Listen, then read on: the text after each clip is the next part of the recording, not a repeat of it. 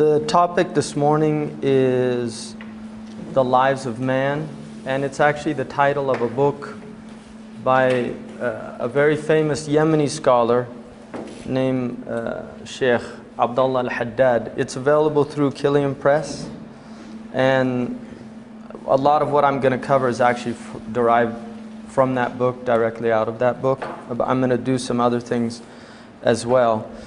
But the actual topic is, this man was a brilliant scholar from the Yemen who lived almost about 200 years ago. But the topic is a very old topic in the Islamic tradition there, and there are several books in the history of Islam that deal with this tradition of the lives of man. And the book is published by Abdul Hakim Winter in England, who does not like the politically correct American English, and so uses man. And I know some people in America now don't like having man inclusive of women, but it's interesting that the original word, which is a Germanic word, Mensch, means the male and the female. It's the idea of a human being. And the woman is a man with a womb. Right? So the woman is a man who happens to have something that the man doesn't have, which is a womb. And having said that, the lives of a human being have been defined as 5, according to a Quranic presentation.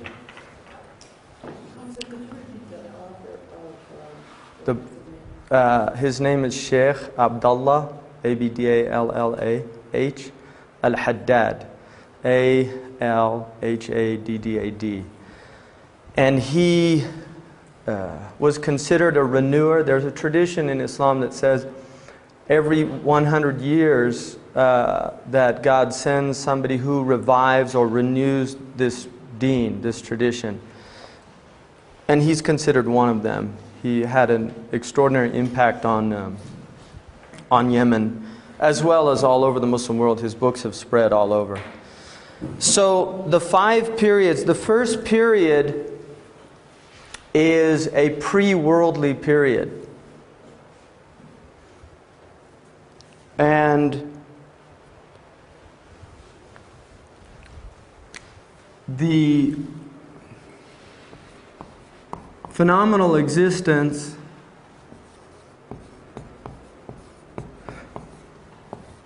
and noumenal existence in Islam are, there's a dyad here called mulk and malakut. The mulk is what we can see. Anything that you can see, feel, touch, the sensory world. And most of our scholars would include in this what we now know of the unseen phenomenal world, which would be the world of X-rays, light waves, sound waves, gamma rays. This world that we can't see, but it's palpable. We can measure it. We have access to it. The malakut is a realm that we cannot see. We do not have access to it. There's some interpenetration, because the angelic world can move into. The angelic world is in the malakut, and yet they can move into the mulk. So the mulk is impacting, the malakut is impacting the mulk.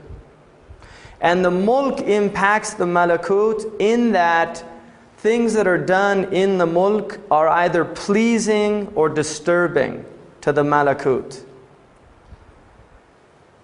And that has to do with things that are done with the moral component. So when people are doing righteous things, the malakut actually is happy and rejoices about it. When they do foul things, then the opposite occurs. And I'm going to go into that. Now, The importance of knowing about these, according to the Islamic tradition, is that unlike 20th century man, who in a lot of ways has removed him or herself completely from the unseen experience. If you go into traditional cultures, Weber would call this the magical realm, the realm of enchantment, the pre-industrial realm, that people existed with a sense of magic. And they looked at the world, because it was not understood, they looked at it in a way that caused them to experience an unseen explanation for so much of what was happening around them. So weather, illness, all of these things that happened, right? Now, if you look, just to take for the example of illness, in most cultures, illness was often attributed to evil spirits, attributed to the evil eye. Obviously, as medicine became more advanced, and you can see the Greek attack on this centuries ago. I mean, the Greeks moved into a rationalist mode, and many of the Greek philosophers did not like those explanations, and they're conspicuously absent from a lot of their text, which is interesting given that that was a popular belief in their culture. But if you look at modern man, we have unseen explanations, but they're no longer magical. So bacteria is not something that we see. It's an unseen realm. I mean, you can see it on the microscope, but most people, the doctor says you've got a virus. It's not something you saw. Right? He doesn't bring out a slide and, show you a microscope and there it is. But it is something we understand, and people have had biology classes, so they do have an idea. So we have identified many of the things that are impacting our world and given them material explanations. And those material explanations caused a disenchantment with the world. So we no longer are enchanted by what is around us. When we look at natural phenomena, many of us have some basic explanations for it. So when weather strikes us, we have scientists that tell us this is El Niño phenomenon. And when drought comes, they explain the reasons for that. And yet in the ancient world, and still in a lot of places on the earth, these things are seen as coming from the unseen world. In other words, drought is still understood in most parts of the world to be from displeasure. So for instance, the Muslims still believe that drought is a sign that blessings have been removed, and it's seen as a reminder. And that's why the Muslims will go out and do a rain prayer. And they bring their animals out, they bring their children out. And the Prophet Muhammad ﷺ said that if a people begin to cheat in their buying and selling and have unjust weights and balances, the rain is withheld from them. And then he said, had it not been for dumb animals, they would have gotten no rain at all. In other words, it's not the humans that are worthy of the rain, but it's the animals that aren't doing anything wrong.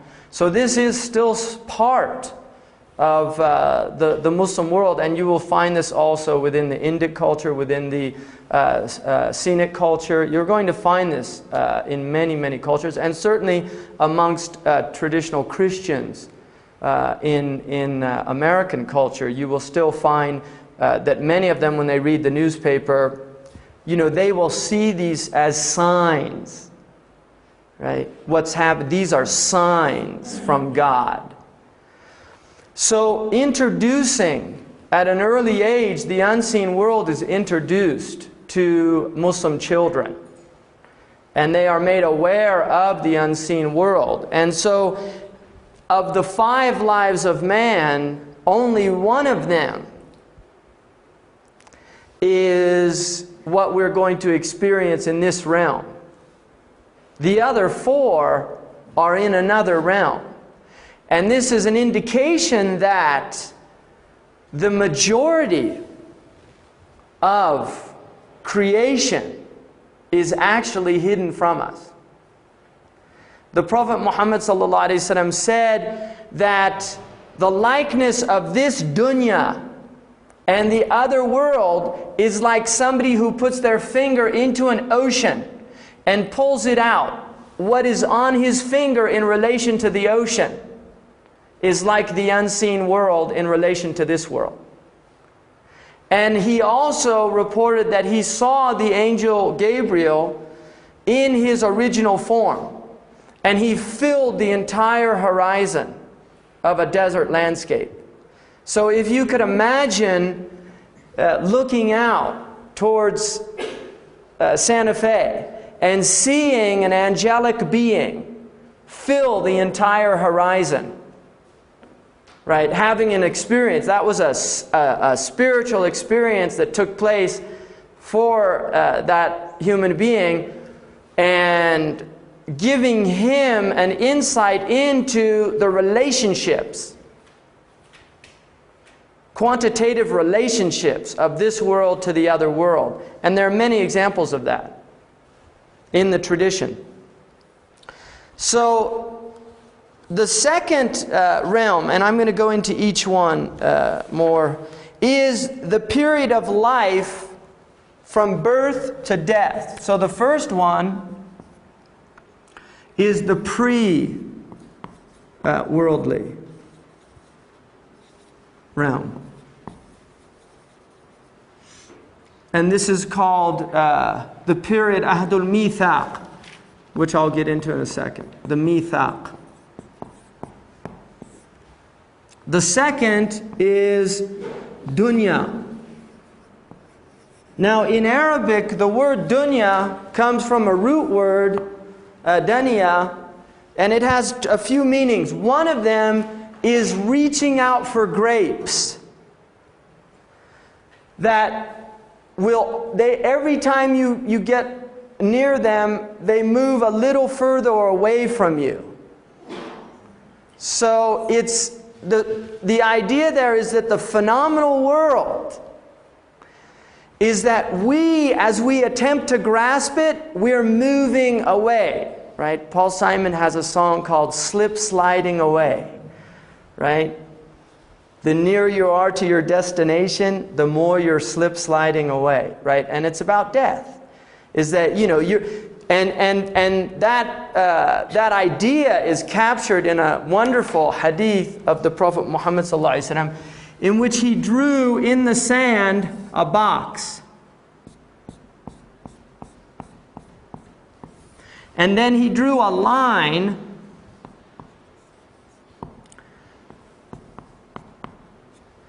and he drew a line up here. He didn't write it, but he drew a line here at the top of this line. And then he drew a line out here. And he said that this was a man's journey in life.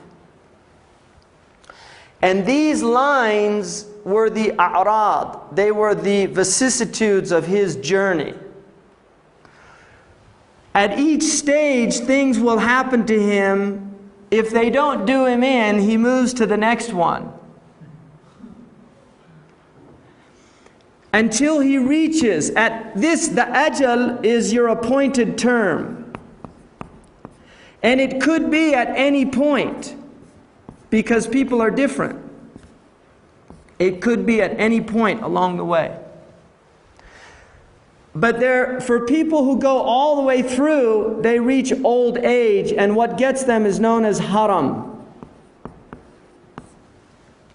And there's a tradition in which the Prophet said, peace be upon him, that the children of Adam, God has given them the ability to do all things except conquer haram. They can't conquer old age. And he also said that anxiety was half of haram. Right? That having a lot of anxiety will actually cut your life in half. So, as you're moving up through life, you reach this ajal. But then he had a line outside of the box. And he said this was a man's amal, which is his hope. So a man's hope is always beyond his time. And this is a really important motif. There's a verse in the Quran that says, ذَرْهُمْ يَأْكُلُوا وَيَتَمَتَّعُوا وَيُلْهِيهِمْ أَمَلُهُمْ. Leave them, these people that reject what you're telling them about the inevitability of the next life. Leave them to eat and enjoy themselves and to be entertained. And yulhihim means to preoccupy themselves with their hope. And indeed they will come to know. In other words, their ajal will come, and then they're going to realize that the ajal preceded the hope. And he also said that people, two things never grow old in people: desire for life and desire for more. Right? And it means here, it doesn't mean all people, it means people that are deluded. So this desire for extended life, and the interesting thing is, the longer a person is here, the more accustomed they get. You know, you get up every morning, you've had your rituals, your coffee, your breakfast, you go to work, you see the same people. You get accustomed to being here, and we're in this very interesting experience of the permanence. And every once in a while there are things that happen that kind of shake us a little bit. Like one day you come to work and so-and-so was in an accident, or you get a phone call and your mother just died, or a good friend or something. There are these reminders. And they kind of shake people a little bit. But most people brush themselves off and just go along, get on with it, right? So we have this really, and this is all about this lower world, the dunya. Because it's like the grapes, we're always reaching for it. And it's always moving away. Because the moment we came into life, into this dunya realm, our death, we're moving inevitably towards our death. One of my teachers in the desert, when I was leaving, and it was a camel journey of about a day, the last thing he said to me, he said, "This journey that you're taking this morning is like your life. You're moving towards a destination, and every step that your camel makes takes you a step closer to that destination." And he said, every breath you take is a step closer to the termination of your breath. So keep that in mind along the way. And I was with a West African. We arrived at an airport, and he'd never been on one of these moving, not the escalators, but the actual sidewalks, yeah. And we got on it, and we were standing there moving along, and he said, "This is amazing. This is just like our lives. We think we're standing still, but we're moving towards our deaths." And then it was really interesting, because at the end of the sidewalk there was a sign that said, "Caution, the end comes abruptly."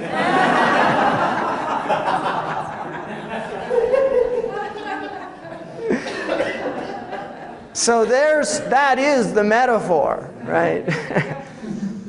And this is the point, that unlike that escalator where you know where it's going to end, this walkway of life that we're on, the end can come at any point. And so keeping this in mind is something that's really important. I'm going to go a little bit into that. And then the third stage is known as the barzakh. And a barzakh is a space between two places. Like in the Quran it says about the two oceans, that between them is a barzakh. The sweet water and the salt water, between them is an interspace. And if you've ever seen where big rivers meet the ocean, there's an admixture of the sweet and the salty that has a completely different ecology. It has a different, the water is not the same. That's what a barzakh is. It's an interspace that's not this or that. It's neither this nor that. And so when we die, there is a place that is neither this world nor is it the next world. You're in this interspace. And this is where people are in their graves. And we'll get to that also, inshallah. And then the fourth place is the gathering place, where the hashar and the nashar takes place. And this is going to be final judgment, takes place in this realm.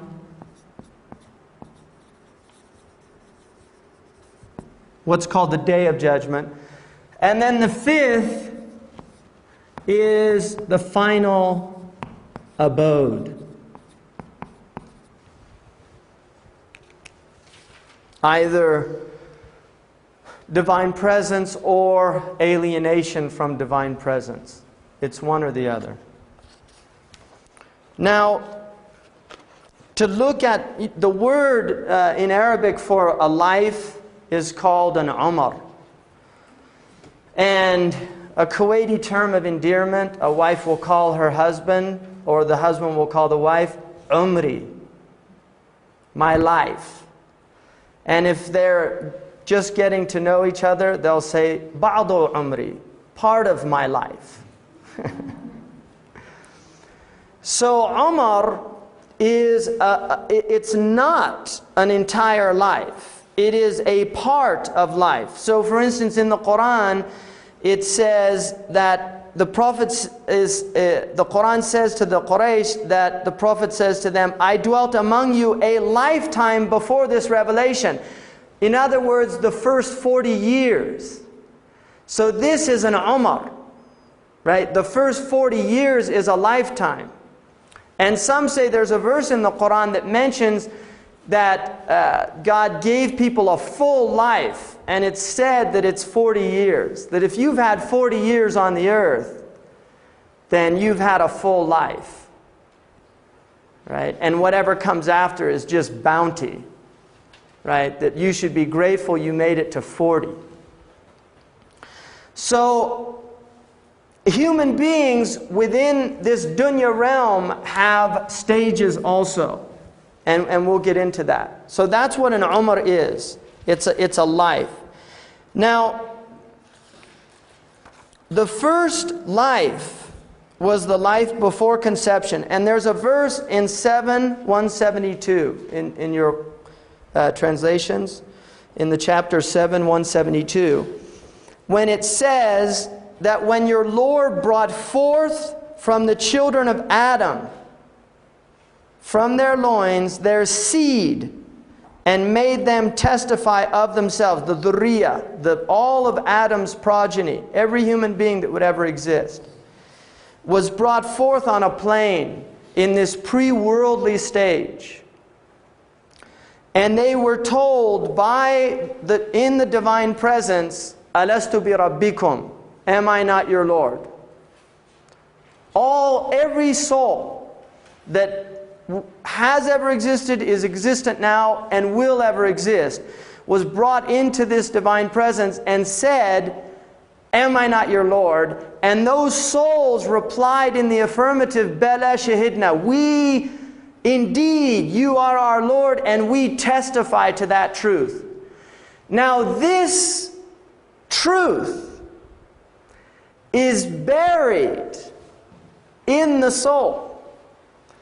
And there's not a lot in the Quran or in the Hadith about this pre-worldly there's only one other event that we know of, which is another contract was made with the prophets, that they would all tell their peoples of the last prophet. That's the only other indication that we have about this pre-worldly realm.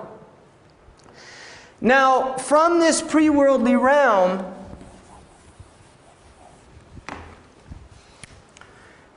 there is a downward descent from this divine presence.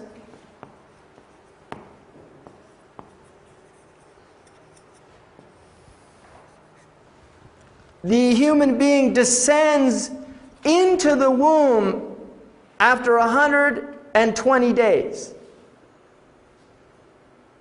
At 120 days, this soul that was in the divine presence enters into the womb of its mother. So for the first 120, we're dealing with a biological phenomenon that does not have spiritual life. Right? It has biological life that is actually the mother. Right? The biological life is the mother. The individuation of that soul does not come until 120 days. At 120 days, it enters into the womb and begins to experience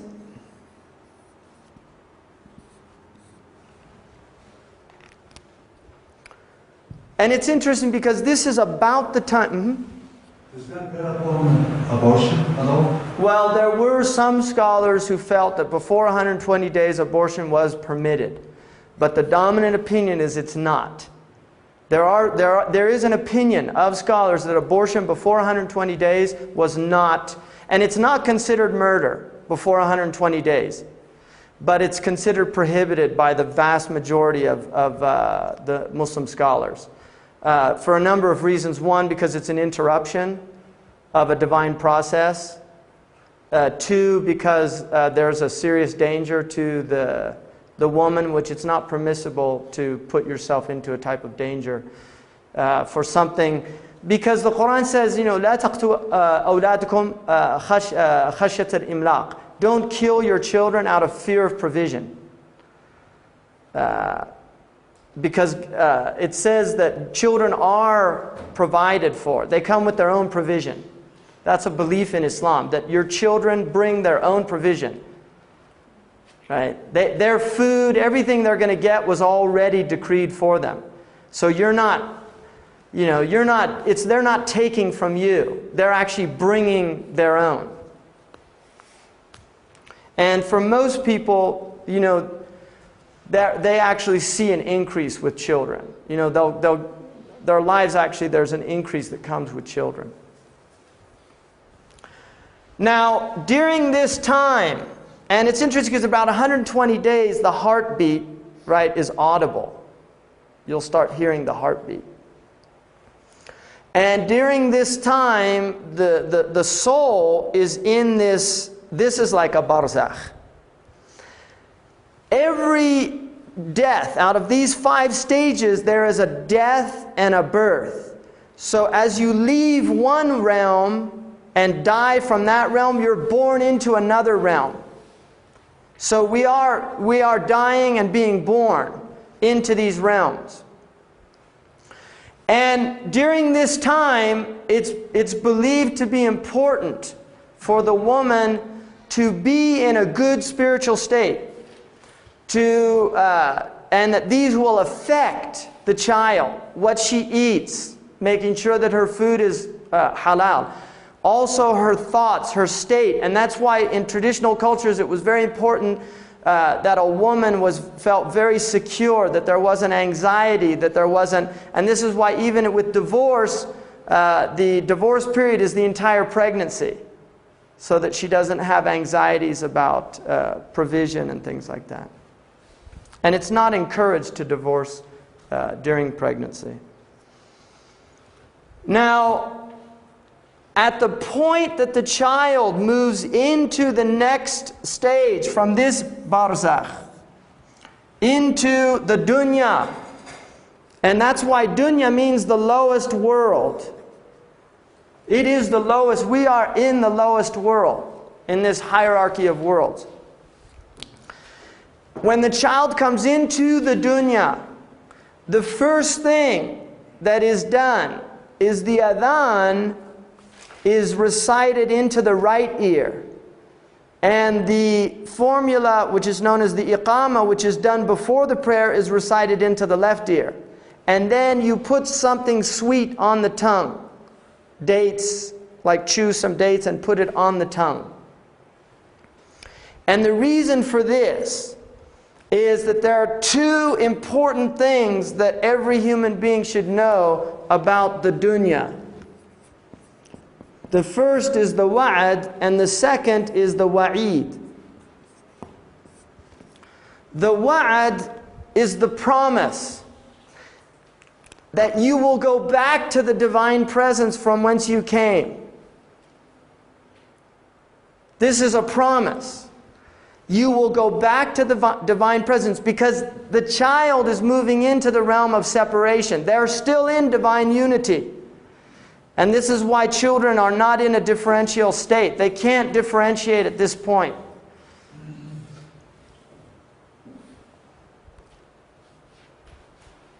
What will happen is the promise is the garden. But the garden has a key. In other words, the garden is not earned, but it's also not given without struggle or effort. I mean, the Muslims confer with the Christians in that it is through grace that people are given the divine presence. But that grace is given through effort. In other words, there's nothing that you could do to make yourself worthy of that grace. So it's not something that can be achieved or earned, but at the same time, there has to be the move towards that it's not given without that effort. And that's why in the Quran you will see verses that indicate that this is a reward for what you were doing. It's a reward that is way beyond whatever the people were doing, but they don't get that without the effort. So the wa'id is this, when the child is born, it is the wa'd and not the wa'id, because they're not in the realm of the punishment. They're in the realm of the promise. And this is why children that die before puberty have no accounting, according to the dominant opinion. And in fact, I'll get to that I might forget, so I'll mention this now. One of the things that people whose children die before they reach puberty, on the day of judgment, they will bring water to their parents on the plain when everybody else is suffering. And then they'll actually be happy that happened, like the pain they had in this world is transformed into a joy in the next world, and other people envy them. They're envious that they have those children that come with this relief on that day. And they seek out their parents. They go and find them. So the promise is what is told to the child is Ashhadu an la ilaha illallah wa ashhadu anna Muhammadan Rasulullah. This is a reminder to the soul that's embedded in this infant. It's a reminder. You see, you have this in many traditions. You know, the Platonic tradition talks about this. Plato believed that what this world was an arena to remember what we already knew in the world of archetypes. Before we came into this world, we knew truths. And this world, we enter into forgetfulness. And what we have to do in this world is wake up to what we already knew. And this is the allegory of the cave, of realizing that there's a journey to be made. We have to get out of the shadow show, of the illusion, right? Which is really interesting because in a way, human beings now, if you look at film and television, which are the dominant preoccupations of many, many human beings now, it's very similar to the cave.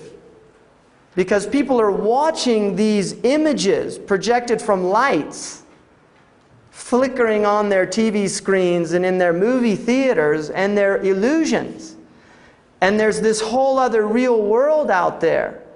And there are people now that are preferring this world of illusion, this vicarious world, this virtual reality, to a whole other world, which the world that they're dismissing is still considered to be another television. It's just a better program.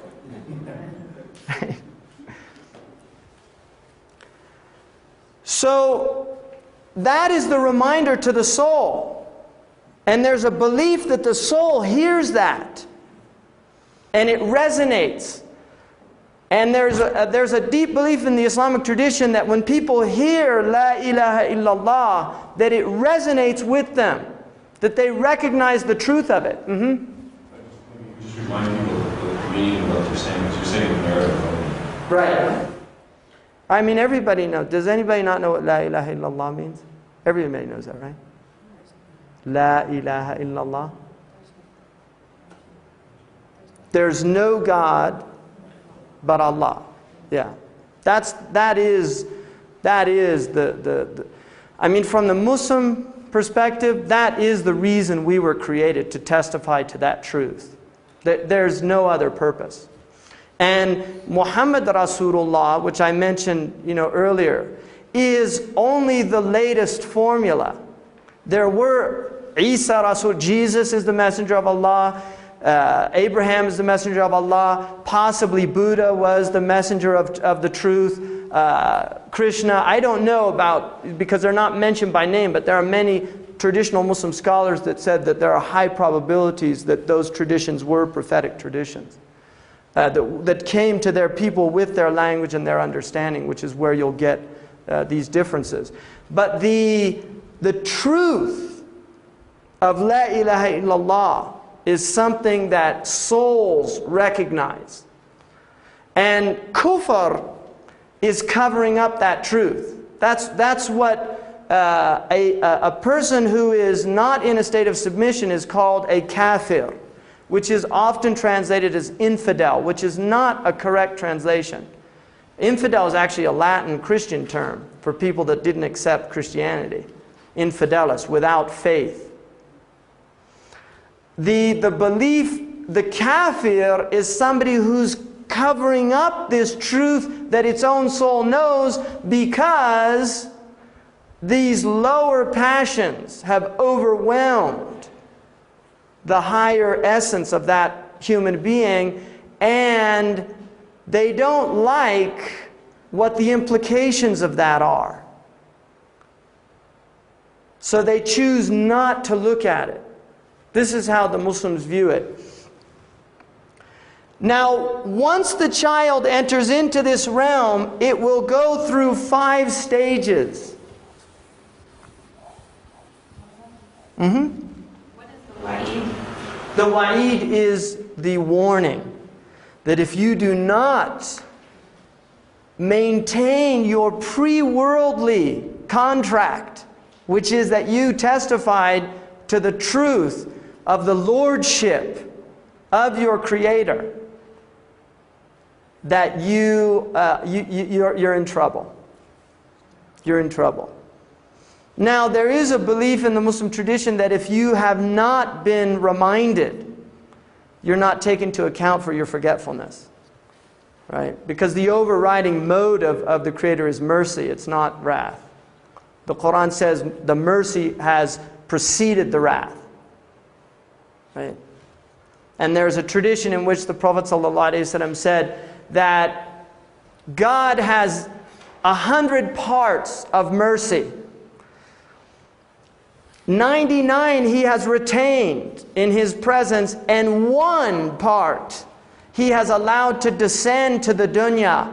And it is that 1 part that a mother nurses her child with, that the mare raises her hoof from stepping on her foal. So every act of mercy in this world is only from that 1 part. And the 99 have been, remain in the divine presence for the day of judgment.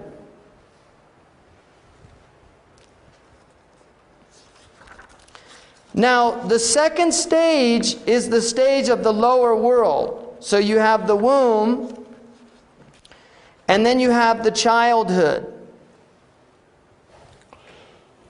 Now, there's some interesting things before that just about the womb. There's many verses in the Quran, like 23, 12, and 4, 22, verse 5, which deal with the phenomenon of the womb. And one of the, there's a embryologist by the name of Keith Moore who wrote one of the dominant textbooks for embryology. It's used, I don't know if it is now, but it was a few years ago at UCLA's medical school. And he wrote in the introduction that there was no embryological knowledge before, I think it was maybe the 17th or 18th century whatsoever. And there was no detailed knowledge until the 20th century with the advent of a lot of the technology that's enabled us to look. I mean, now we've seen the miracle of life, right? You can watch the whole thing happen. And there's a Yemeni scholar, Abdul Majid al-Zindani, who read this and wrote him a letter saying, you know, you're wrong, that in the 7th century there's very detailed embryological information. And Keith Moore actually ended up going to Yemen and meeting with this man and being shown all of these verses, and rewrote his introduction to his textbook. And there's some videos of his presentations about that, in which he admitted that the detailed information in the Quran is the earliest example of accurate scientific information about the embryological stages. And somebody asked him if it was possible for the Prophet to have known that, and he said that unless he had microscopic information and was able to go in and actually see these, because it says in the 22:5, O humanity, if you're in doubt concerning this resurrection, then know that we created you from dust, and then from the drop of a seed, nutfa. Now, nutfa is a really interesting, because these are not good translations. Nutfa, there is a verse in the Quran which says that the man هل أتى على الإنسان حين من الدهر لم يكن شيئا مذكورا إنا خلقنا الإنسان من نطفة أمشاج. We created the human being from a nutfa, and then it says amshaj. This, in classical Arabic exegesis, was always problematic, because nutfa is a singular feminine form. And the adjective that's used to describe it is a plural. And you can't do that in Arabic grammar. So it was always considered problematic. But the word amshaj means, the message is this intermingling of lots of things. So the idea is that we created you from this seed that has an intermingling of many things. Amshaj. And from that nutfa, we made you an alaqa. This is the next stage. The word in Arabic, alaqa, means a leech-like. Now what happens with the zygote when it's inseminated right? It gets inseminated, the sperm goes up. And there's a very interesting hadith of the Prophet, and they asked him, how are males and females determined? Because the Arabs had a lot of superstitions about how, they still do this. Arab women will say, lie on your left side, or, they've got all these funny things that they're supposed to do if they want a boy or a girl, and right? And they actually believe positions influence that, sexual positions, things like that. So he was asked, what determines the male or the female? And he said, يَتَسَابَقُ مَاءُ الذَّكَرِ وَمَاءُ الْأُنثَى. The female and the male water race. This is in Sahih Muslim. He said the female and the male water race. And the one that gets there first will determine whether the child is a male or a female. Which is important for a number of reasons, because women were often blamed in classical Arabic tradition for not producing males. It was considered something was wrong with the woman, right?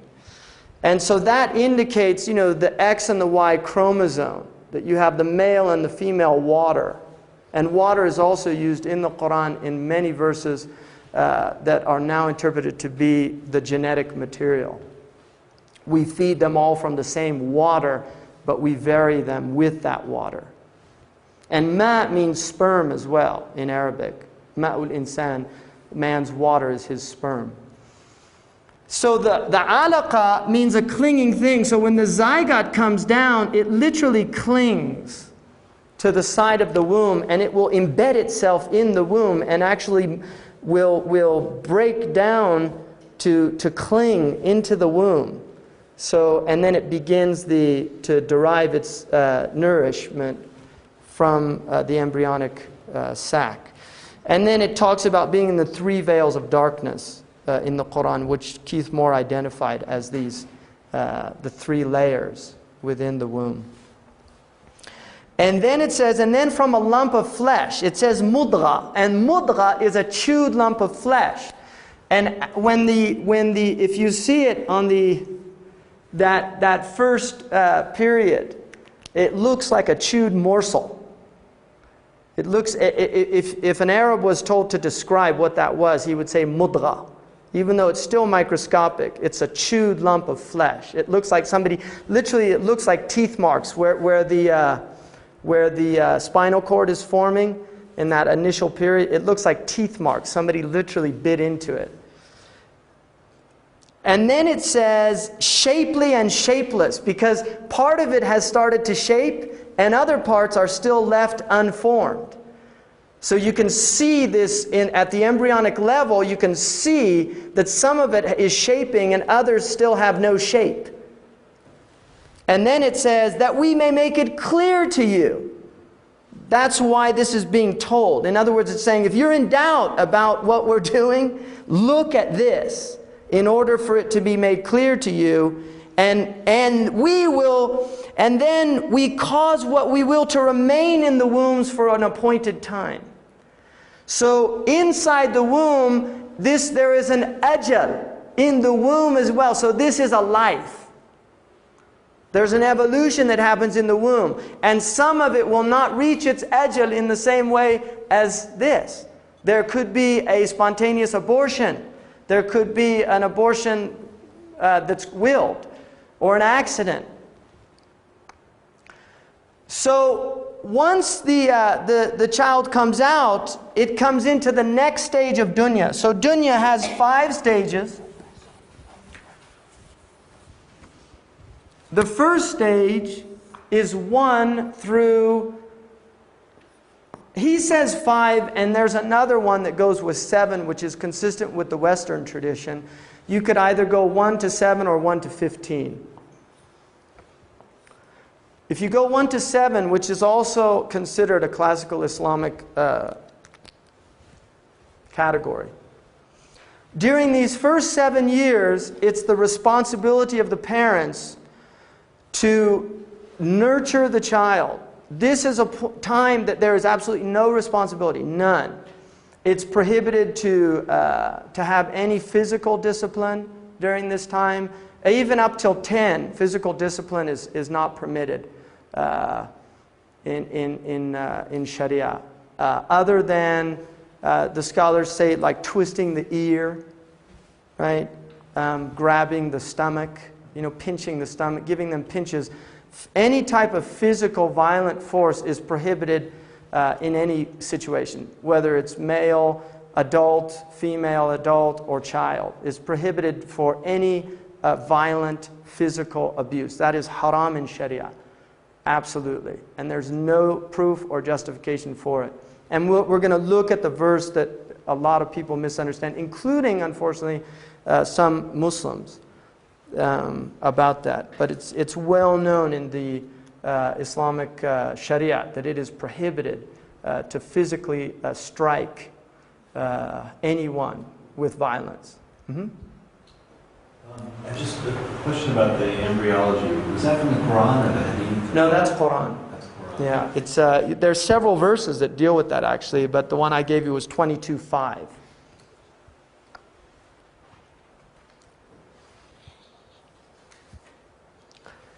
Now, in 22:5, it continues and it says, "Afterward we bring you forth as infants." The word in Arabic, this stage is called the tifl. Now, tifl means, in Arabic, tufaili is a parasite. The tifl is somebody that cannot live on its own. It needs a host. So the child needs the parents. And this is the responsibility of the parents to nurture the child. Now, the Prophet Muhammad ﷺ said that every child is born on fitrah. And this is an important concept in Islam. Fitrah is the inherent nature of the human being. It's his aboriginal nature. It is believed in Islam that human beings are good in their nature. And that it is diseased societies that will affect the nature in a diseased way. Now, this obviously is not congruous with the traditional Christian belief of the corrupt nature. But there is a similarity between the Islamic and the Christian belief in that there is a hadith that says that every child is born with a black seed in the heart.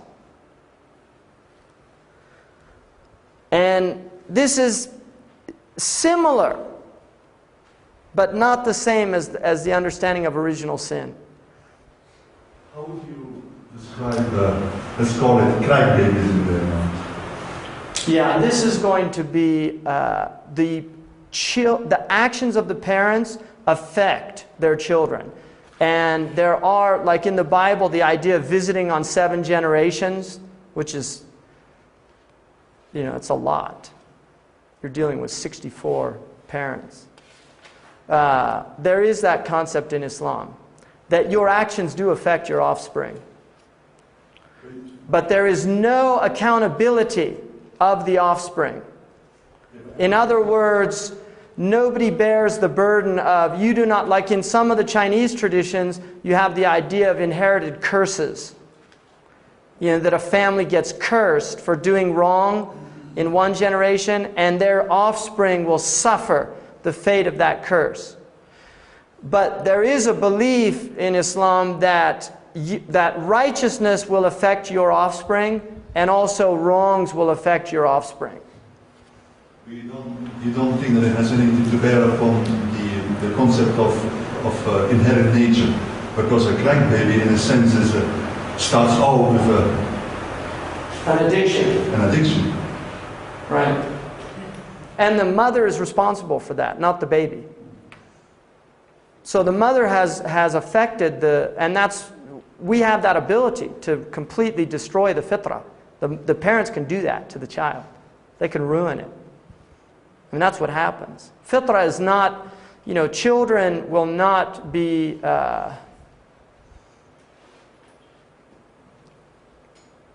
If they are nurtured properly, now there is bad seed. There is a concept of bad seed in Islam. There's definitely a concept. In other words, there is a belief that there are shayateen al-ins, which are demonic humans. And this results, one, that demons will actually partake in the insemination, that there's hadiths that indicate that people that are like in fornication, and it's interesting because Islam accepts marriage in every tradition.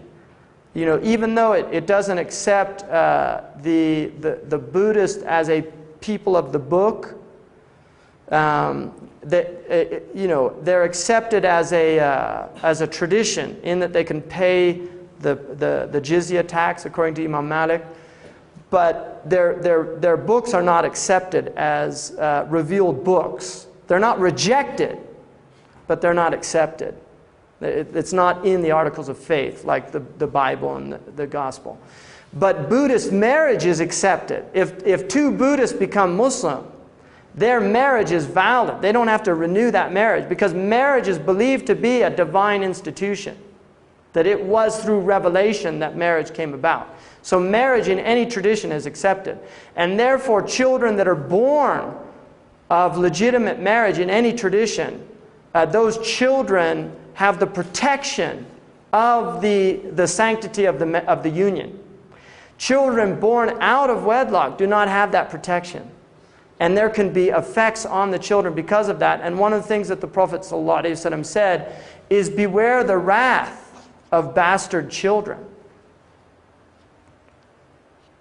Beware the wrath of bastard children. That if you do that to children, they will be angry. And their wrath will come back to you. And he said, if illegitimacy spreads amongst a people, then they are spreading the wrath of God amongst themselves. And the wrath is in the children. Because that was a right that you have deprived them of. They have a right to legitimacy. And if you do not give them that, you have oppressed them. And oppression engenders anger. And they don't know why they're angry. Right? They don't know why they're angry, but they're angry. And for our country, when you're looking at 70% illegitimacy rates amongst certain communities, right, and the dominant community, it's in the 40 percentile range, right? Which a lot of you grew up in an age where, girls disappeared in high school, right? I mean, it's really amazing how much has changed in our generation, right? I mean, in 1968, a woman was kicked out of Vassar for living with a man in an apartment. 68. And it's really interesting how that's happened in this culture. So this fitra nature is this inherent nature, and it is that the potential for good and evil exists, but the inclination is to good, if it's nurtured. But the seed of evil can be nurtured also. And if that's done, then you get people they're inclined to doing bad stuff, not good stuff.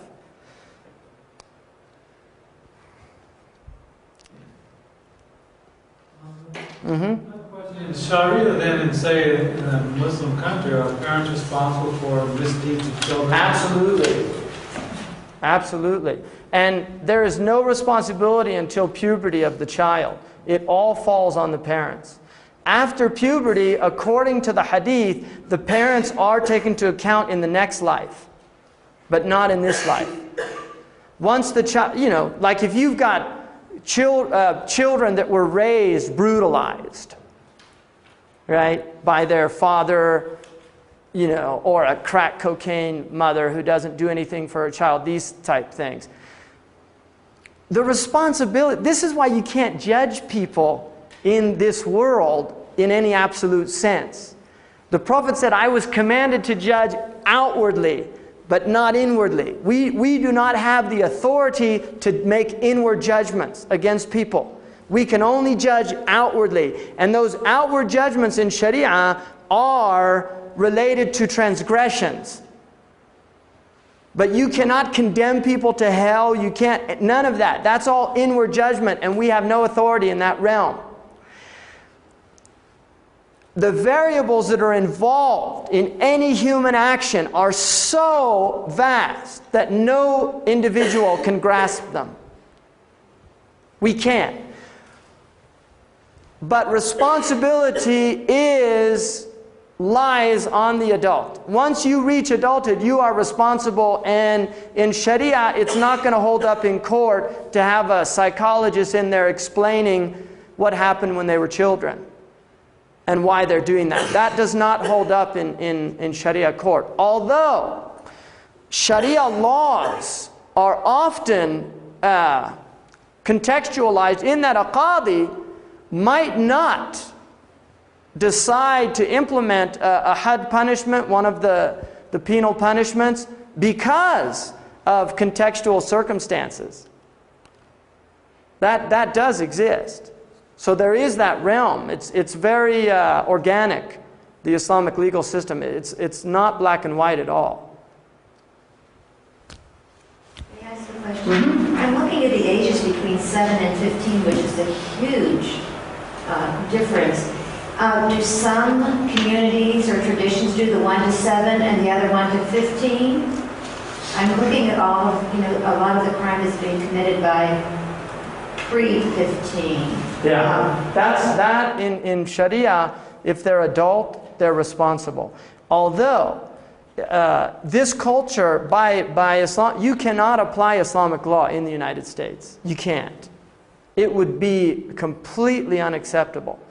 Because Islamic law is organic. It's a holistic system.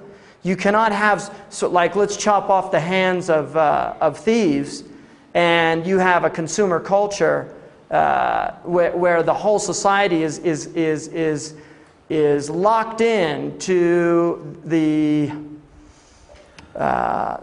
system of creating consumption as an addiction, right? I mean, you have to change. The Islamic legal system, the first chapter of Islamic law books is called the chapter of purity. I mean, it's a spiritual tradition before it's a legal tradition. And so you cannot impose the legal laws on a materialistic society. You have to introduce, and this is why the Meccan stage precedes the Medinan stage.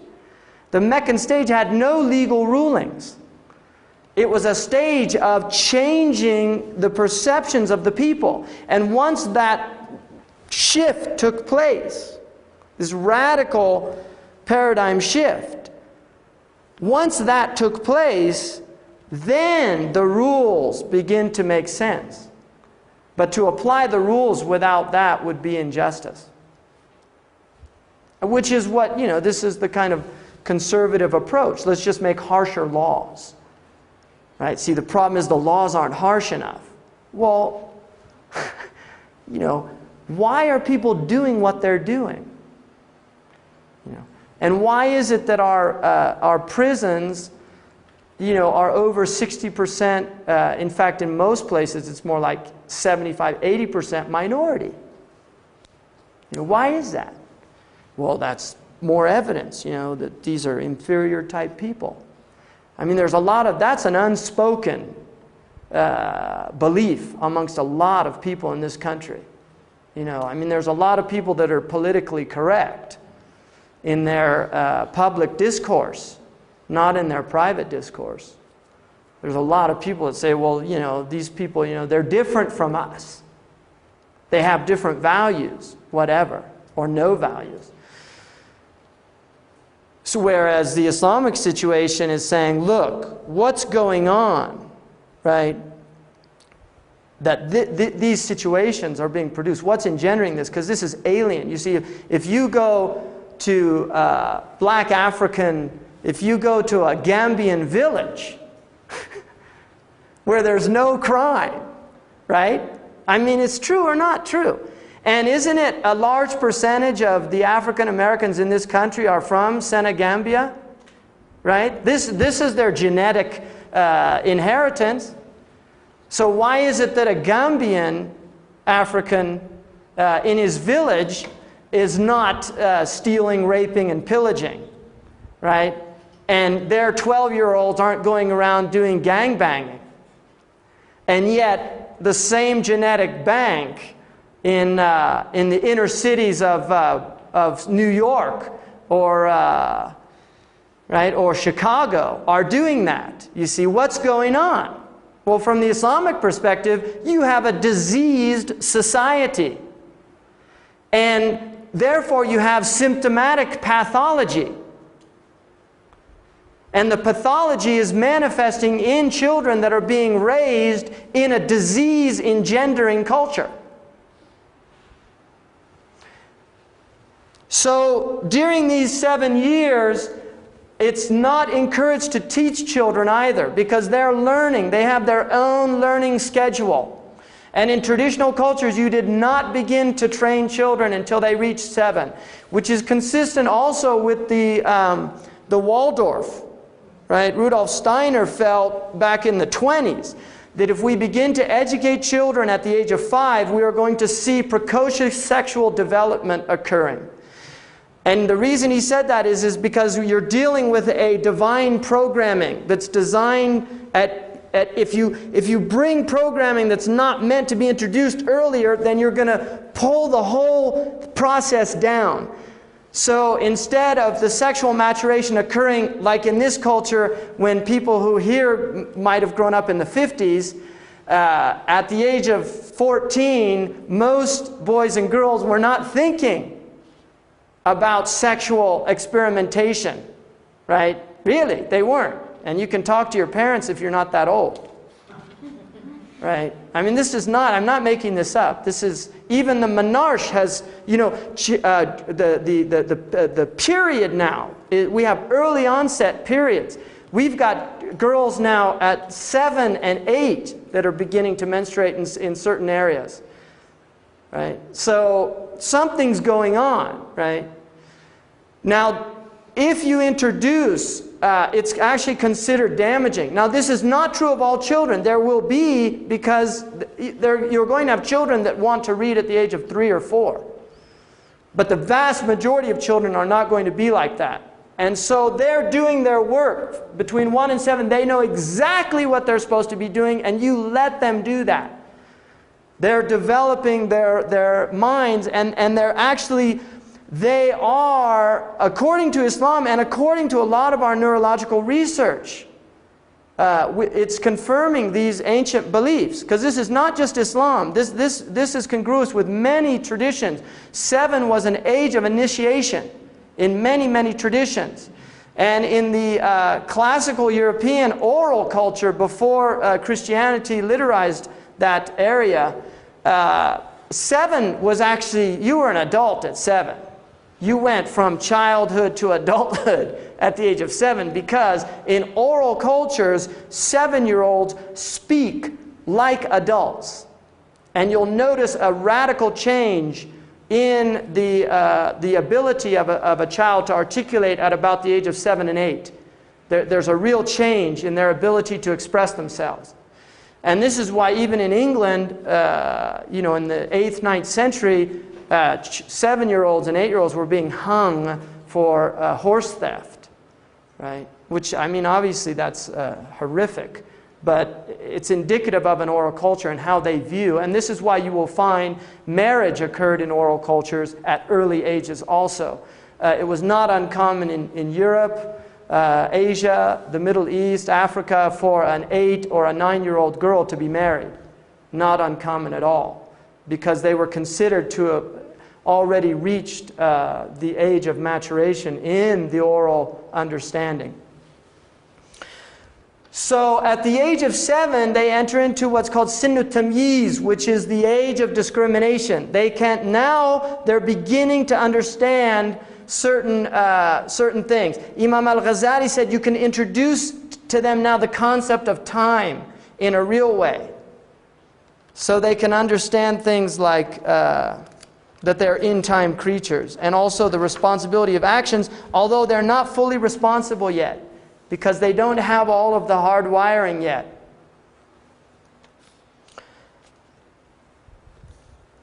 So this fitra, and it's in the chapter called the chapter of the Byzantines or the Europeans. Rome means Europe, it also means the Byzantines. It says that to set your face to the religion, which is the religion of nature, the fitra given by God. And then it says, and do not change that nature, which is an indication that we can alter the fitrah of people. And we have thousands of years of anthropological evidence that most cultures were benign cultures. I mean, we have a great deal of evidence. You know, we would like those people who make weapons would like us to believe that we are aggressive by nature. In other words, that by nature we like to inflict violence and aggression. There are many people that there's a vested interest in having that. The truth is that most of the evidence that we have from Aboriginal cultures is contrary to that. The Shoshone Indians, you know, this is a good example of a culture that really rejected violence as an option, right? And there are many African cultures where this is very clearly the case, that violence was seen as surgery, you know, that you did not use that route unless there was no other alternative. Whereas in our culture, it's primary care, right? It's lines in the sand. And anybody who knows Arab psychology knows that you don't draw lines in the sand if you want to stay at the table of dialogue, right? If you want to reach some, and you know, it's really far. I don't want to get into politics, but what happened in 1991 was an act of madness, complete act of madness. And we were, as a culture, collectively drawn into something that had nothing to do with our vested interests, right? And unfortunately, it's still going on, but Arab posturing is, anybody who knows the Arabs, is that they're people that posture. This is part of their nature. And Saddam Hussein, you know, was literally doing a classic Arab posturing, because the OPEC countries reneged on a promise that they made that they would help him with his war debts that were incurred during the Iranian-Iraqi war. And they reneged on it. And he put his troops there at the border to force their hand. And they were told by our foreign policy here, you know, we're going to stand behind you.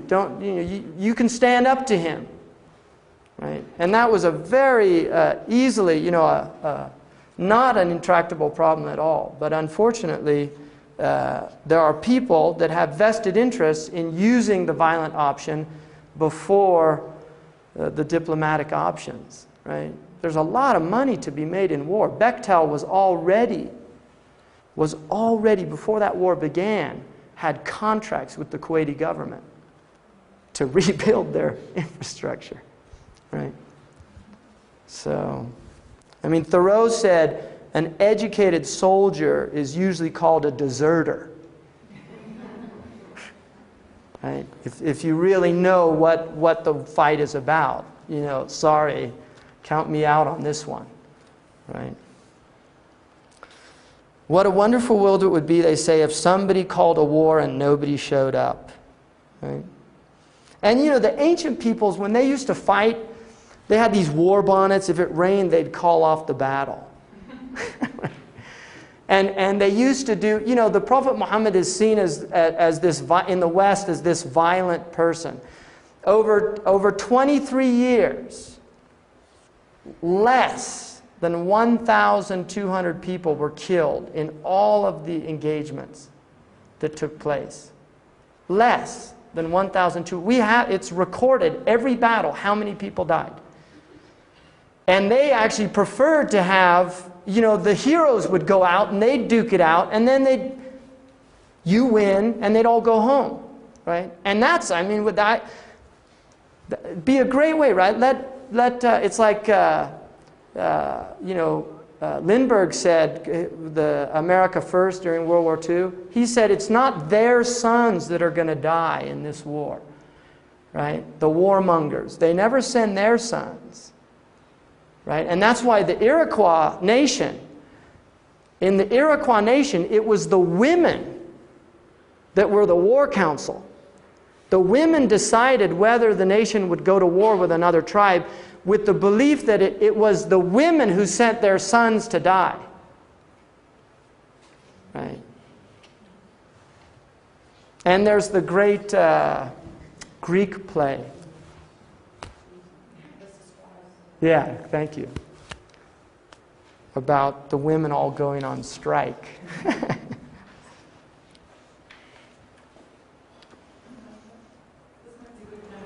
Okay, fine.